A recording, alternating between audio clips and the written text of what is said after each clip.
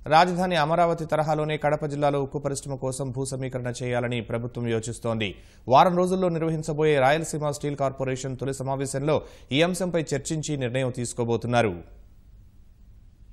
కేంద్రం సహకరించకపోయినా రాష్ట్ర ప్రభుత్వమే కడప జిల్లాలో ఉక్కు పరిశ్రమకు శంకుస్థాపన చేసింది. మైలవరం మండలం ఎం కంబాలదిన్నె వద్ద గత నెల 27న ముఖ్యమంత్రి చంద్రబాబు పునాదిరాయి వేశారు. 2 ఏళ్లలో తొలిదశ నిర్మాణం పూర్తి చేయాలని సీఎం అధికారులను ఆదేశించారు. అందుకు అనుగుణంగానే అధికారులు సమాయత్తమవుతున్నారు. రాయలసీమ స్టీల్ కార్పొరేషన్ ద్వారా ఉక్కు పరిశ్రమ నిర్మాణ బాధ్యతలు పర్యవేక్షిస్తున్నారు. Rayalaseema steel corporation CMD Madhusudan Rao, జిల్లా కలెక్టర్ హరికిరణ్తో పాటు జిల్లా మంత్రి ఆదినారాయణ రెడ్డి, గనుల శాఖ కార్యదర్శి పర్యవేక్షణలో తొలి సమావేశం వారం రోజుల్లో నిర్వహించేందుకు జిల్లా యంత్రాంగం ఏర్పాట్లు చేస్తోంది. కంబాలదిన్నె వద్ద 4000 ఎకరాల భూమి ఉంది. ప్రస్తుతం 3115 ఎకరాల ప్రభుత్వ బంజరు భూమి సేకరించారు.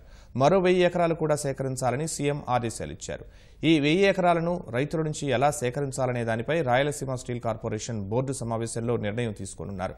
భూసేకరణ చేయటమా లేక భూ సమీకరణ చేయాలా అనే దానిపై ప్రభుత్వం ఆలోచన చేస్తోంది. మీటింగ్ కూడా మా బహుశా 10వ తేదీలోగా ఎనీ టైం ఉంటుంది. ఈ లోపల మధుసూదన్ రావు గారు కానీ కూడా సీఎండీ ఆయన రిటైర్డ్ ఆఫీసర్ని కూడా రమ్మన్నాము.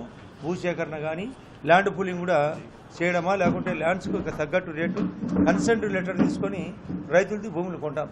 భూసేకరణ అయితే లేట్ అవుతుంది. రాయలసీమ ఉక్కు పరిశ్రమ వస్తే ప్రత్యక్షంగా 10,000 మందికి, పరోక్షంగా 1,00,000 మందికి ఉపాధి లభిస్తుందని ప్రభుత్వం చెబుతోంది. ప్రస్తుతం ఈ పరిశ్రమ నిర్మాణానికి అవసరమైన నిధులను ఏపీ ఎండీసీ ద్వారా ఖర్చు పెట్టనున్నారు.